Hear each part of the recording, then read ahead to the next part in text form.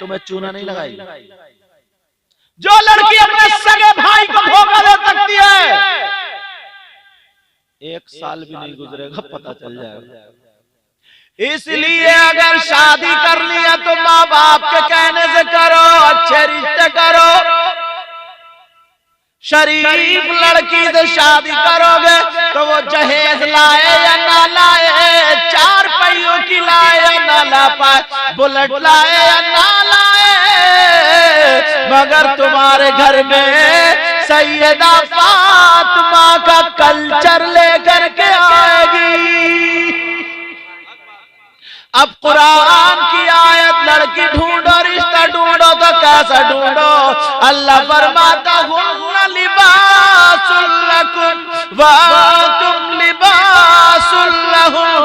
औरतें मर्दों का लिबास है और मर्द औरतों का लिबास। कुरान में लिबास क्यों आया, जोड़ा क्यों नहीं कहा इस आयत में? लिबास ही है जो मैं पहने हो, लिबास वो है जो आप पहने हो।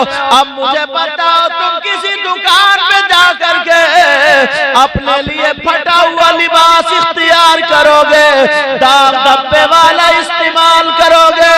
किसी पे अगर कट लगा हुआ हो, बोलो उसे अपनाओगे? नहीं अपनाओगे। इसीलिए कुरान ने रिश्ते को कहा है, जो लड़की तुम्हारे लड़के की दुल्हन बनेगी वो उसका लिबास है। तो कट वाली मत करना, दाग धब्बे वाली मत करना, बेहया मत करना।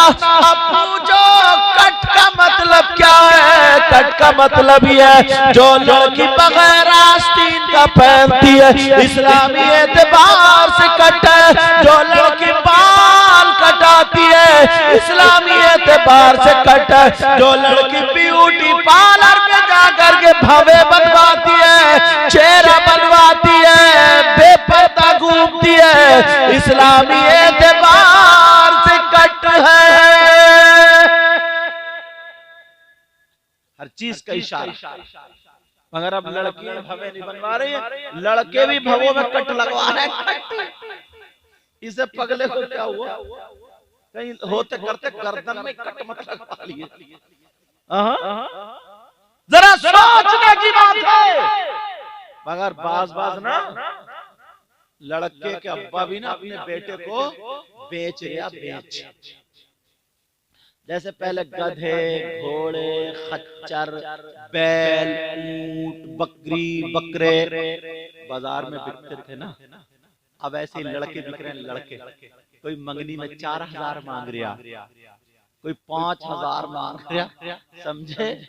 गेगले गेगले बुलेट मांग रहे हैं, गेगले बुलेट। ऐसा चल रहा है टेढ़ा, ऐसे टेढ़ा, अरे बुलेट। इस टेढ़े से ये पूछो, अबे टेढ़े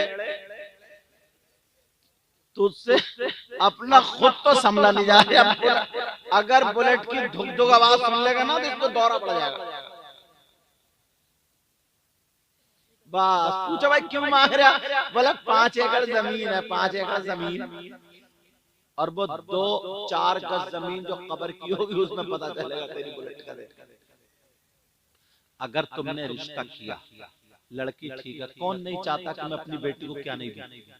सब चाहते हैं, तुम भी चाहते हो, मैं भी चाहता हूँ। अगर वो बेटी वाला दे रहा, ले लो, अल्हम्दुलिल्लाह, जायज, खुशी से ले लो। मैं उनकी बात कर रहा हूँ जो लड़कों को बेच रहे हैं और मांग रहे हैं और कुत्तों की तरह ना जबान निकाले फिर रहे हैं। जबान कह रहा है इधर 2 पहियों की दी तो उधर कट, 4 पहियों वाली पहुंच गया, 4 पहियों वाली कट। और ये अम्मा ना जब तक इसे इतनी लंबी झुमकी नहीं मिलती है तो भी ये हाँ नहीं भरती है रिश्ते में। हाँ, और जहां झुमकी मिली इस रिश्वतखोरी को, जहां झुमकी मिली लड़की, और एक मर्तबा निगाह उठा के संभल के नहीं देगी, नजर कहेगी लड़की है, गांव में ऐसी लड़की नहीं, वो झुमकी है, बोल रही है झुमकी है।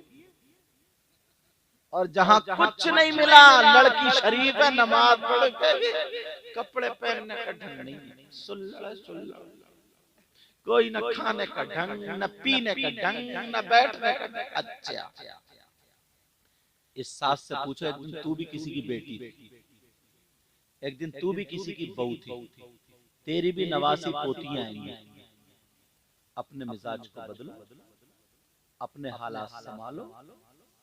समझ रहे? ये जो 2-2, 3-3, 10-10 हजार आतिशबाजियों में उड़ा देते हो, ये खत्म करो। बैंड आवाजों में कई हजार रुपए झगड़े हो जाते हैं, वो भी सब खत्म करो। बुराइयों से बचो, अच्छाइयों की तरफ आओ। अब सोचोगे यार अच्छी दुल्हन लाए कहाँ से, तो पहले मैं, बाद में आप, सब अपनी अपनी बेटियों पे और बेटों पे कंट्रोल करो। हर माँ बाप, माफ करना मैंने कुछ जुमले कर्रे बोल दिए, मगर मैं तुम्हारा दुश्मन नहीं।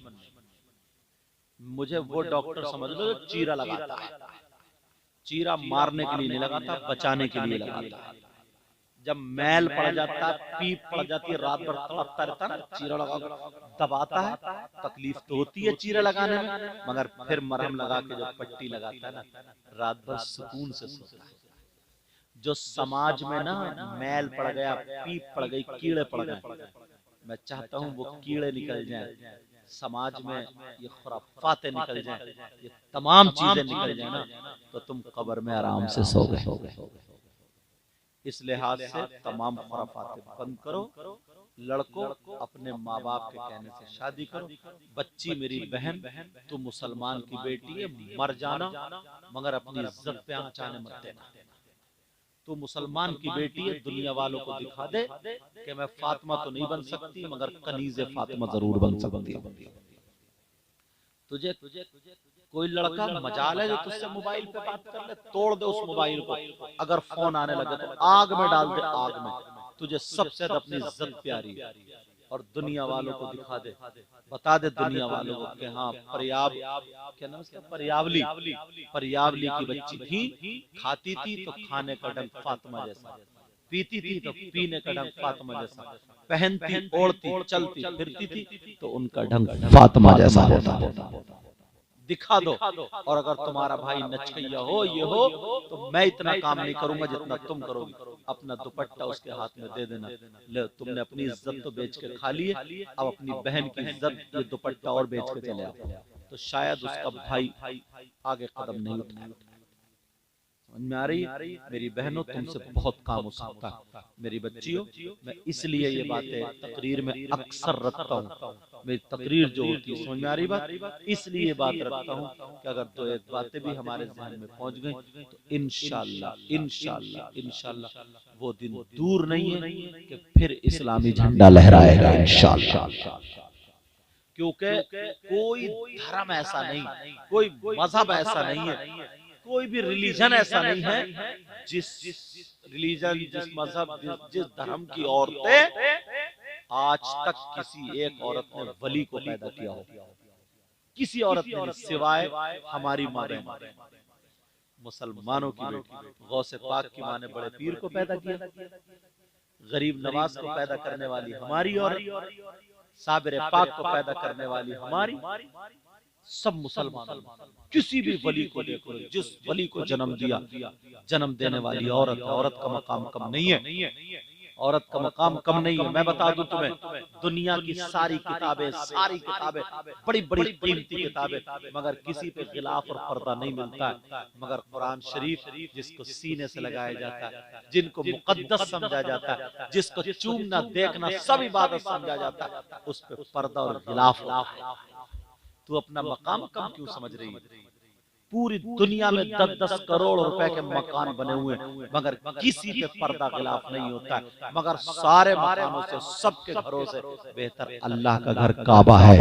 अल्लाह का घर काबा है, जिसकी तरफ को मुंह करके दुनिया का मुसलमान नमाज पढ़ता है, उस काबे पे गिलाफ और पर्दा है। हर अच्छी चीज पे गिलाफ और पर्दा होता है, हर बेकार चीज ओपन होती है। अगर औरत ओपन हो गई फिर औरत ही नहीं। ऐसे तो जिस्म जानवरों के पास भी, कुतियों के पास भी, हाँ फिर औरत वही है जो अभी ओपन नहीं हुई, जो पर्दे में, जिसके पास हया, जिसके पास शर्म है, गैरत है, और जिसकी इज्जत महफूज है। सैयदा फातिमा का माहौल है। मुझे पूरी उम्मीद है मेरी बहनें मेरी बात को बुरा नहीं मानेंगी, इसको अच्छाई मिलेंगी इंशाल्लाह। जो तुम्हारे फैशनीले कपड़े हैं ना, जिससे वो जो मैंने फूलों की डलिया वाली बातें बताई और ये सब बताई, फोटो इधर खिंचवा रही हैं, इधर मोबाइलों पर बात है, तोड़ दो मोबाइल को, आग में रख दो, समझे। जिन कपड़ों से अगर नमाज नहीं हो रही है ना, तो उन कपड़ों को मुसलमान की बेटी पहनेगी, फेंक दो, आग लगा दो, आग। और अपनी माँ से कह दो हमें ऐसे कपड़े नहीं चाहिए, हम मुसलमान की बेटी है, सैयदा फातिमा की कनीज है, हमें मुसलमानों जैसे कपड़े चाहिए। फिर देखो घर में कैसा नूर बरसेगा, कैसी बरकतें होंगी। अल्लाह ताला इन्हें मुबारकबाद मैं पेश करता हूँ, अल्लाह ताला करम फरमाए। इसमें जो गलती हो गई इंशाल्लाह फिर कभी अगर वक्त मिला तो जल्दी बिठाइयो, तो इंशाल्लाह गुफ्तगू होगी। अर्रिजालु कव्वामूना अलन निसा, मर्द औरतों पर हाकिम है, हाकिम है, हाकिम। समझ में आ रही? एक बात और बता दूं, खत्म। कुछ मर्द ऐसे हैं जो नमाजें पढ़े, रोजा रखें, कुछ भी करें, मगर उनका हश्र जालिम बादशाहों के साथ हो। जालिम बादशाह कौन है? फिरौन, कारून, नमरूद, हामान, शद्दाद। वो कौन है? जो अपनी बीवी को तमाचे मारते हैं, जो अपनी बीवी को लानतें देते हैं, जो अपनी बीवियों पे शक करते हैं, जो अपनी बीवियों पे जुल्म करते हैं, जो अपनी बीवियों को जलील करते हैं, जो अपनी बीवियों की बेइज्जती करते हैं, जो अपनी बीवियों को सताते हैं, वो शख्स, वो शौहर, वो कितनी नमाजें पढ़े मगर उसका हश्र जालिम बादशाहों के साथ होगा। तो तुम्हें भी सुधरना पड़ेगा। आपस में जिनकी शादी हो गई है, मियाँ बीवी मोहब्बत से रहें,